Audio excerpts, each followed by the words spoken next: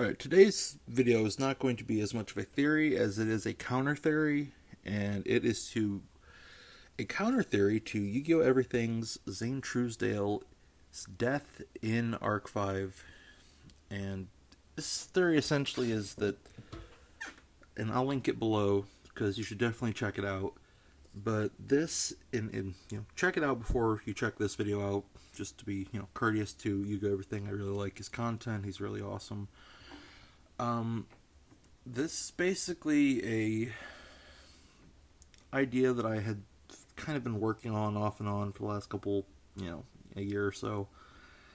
And it's more me thinking in terms of tropes in this series as far as Yu-Gi-Oh! And things that we see over and over again, as well as some real world knowledge of dictatorships and how they work, and just, history class paying attention. I'm going to start off by saying that I don't think that he is dead, and if he is dead, and we'll use the term carded, because, essentially it's the same thing, but carding is reversible. So, yeah, he probably got carded, but I don't think it was Kite. And here's why. We see a very common trope in Yu-Gi-Oh! When two powerful duelists go at it, that they usually will almost like respect each other's power, kind of like Goku and Vegeta over time. It wasn't that they both were Saiyans and loved to fight and that whole thing, which is a very true, very characteristic nature of the Saiyans in Dragon Ball Z. But in Yu-Gi-Oh!, when we have two people that duel, and it's like they're quarreling in a discussion, like debating, and they start kind of seeing where the other, person's perspective is, and they start to understand each other more. And that's a very common trope in Yu-Gi-Oh! So I see that occurring at one point. I very much so see as well, Cyrus was most likely involved, if not Cyrus, then Heart. And here's why. These are both very much carbon copy clones of Kaiba, and they're both the power aspect of Kaiba, whereas Shark and,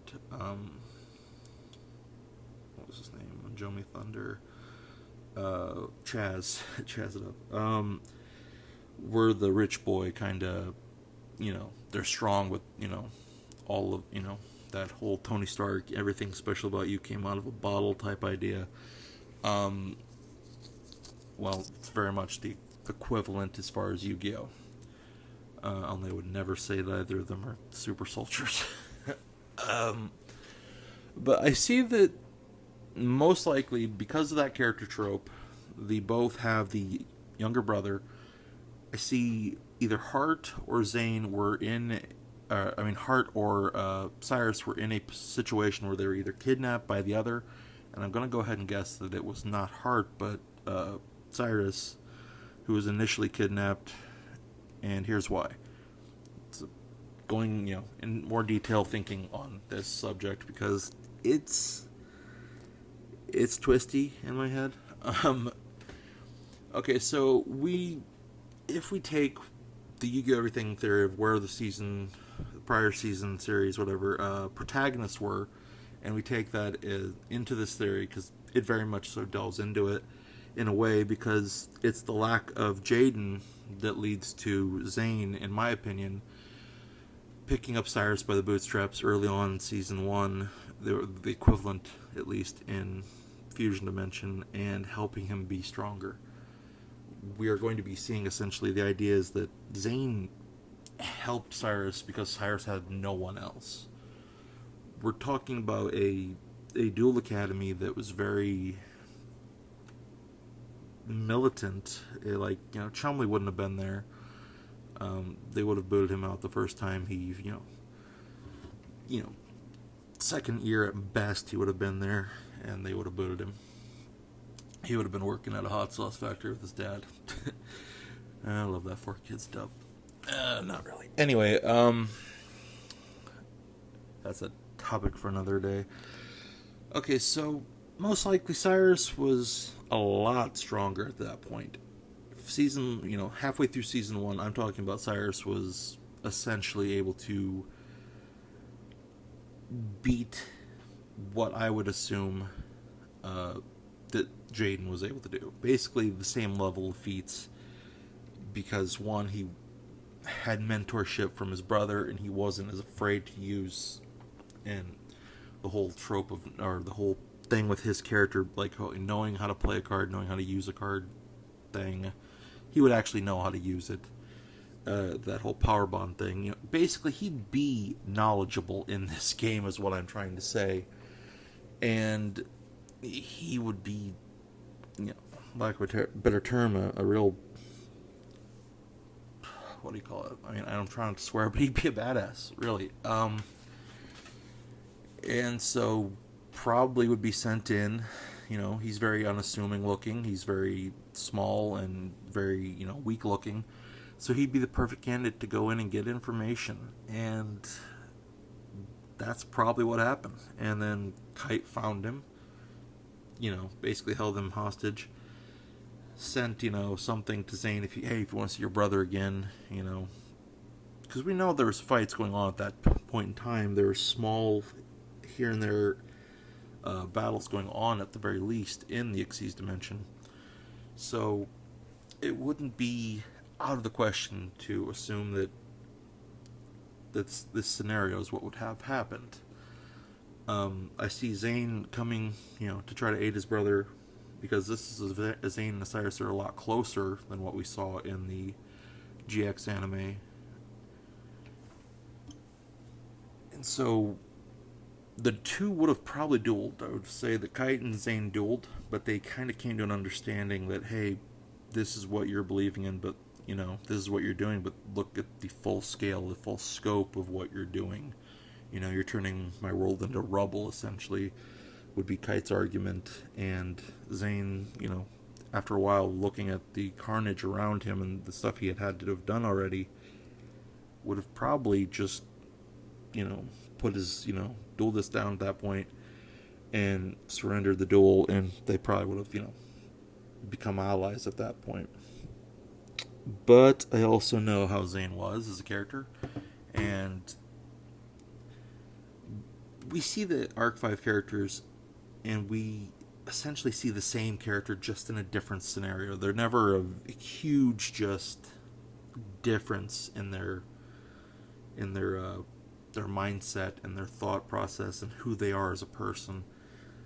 So Zane would have probably gone over to confront Chancellor Akaba, because one, he did that already in GX with the Cyberdark duel against Chancellor Shepard to get the Cyberdark cards.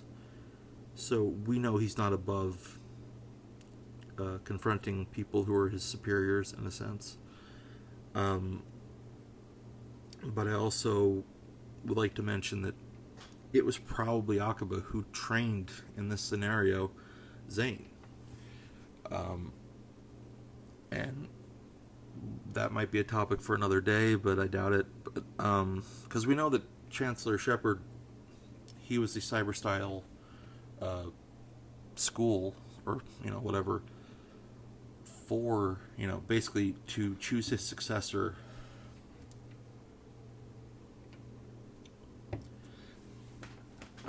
But anyway, back on hand. I see him going against Shepard. Not Shepard. I did it again. Okay. I see him going against Akaba and just getting carded and quick, fast, and in a hurry. Which would have, honestly, it would have helped build up how powerful Leo Akaba was as a, early on. But it also would have helped shown, like, hey, this guy, he's not one to be messed with. He just took down one of the previous season's main rivals, quick, fast, and in a hurry. And why would they keep Zane as a hero figure to look up to aspire to be like? Becomes the next topic. Well, simply put, Leo Akubo is a dictator. And if he outed Zane after that point, after carding him and locking the card up, never to be seen again, maybe to be dealt with at a later time, it would have been a very, very pertinent possibility that he could have been shooting himself in the foot, trying to say, okay, you're one of the main people that you believed in, was your heroes, turned on the cause. Because then that gets the gears working in other people's heads, and a revolt could start from the inside. So, to keep things going, to keep the status quo, he just never would budge. He would, he wouldn't, maybe reference Zane a whole lot after that, but he would definitely let the people still believe in him. And that is a dictator move. Keep the obelisk force cranking out soldiers, keep the school doing what it does to do that, and get further towards your goal of uniting all the dimensions. Anyway, this is my first video. Let me know what you thought of it. Again, shout out to yugioh everything. I really like all the videos you do, on theories especially. Keep doing what you're doing.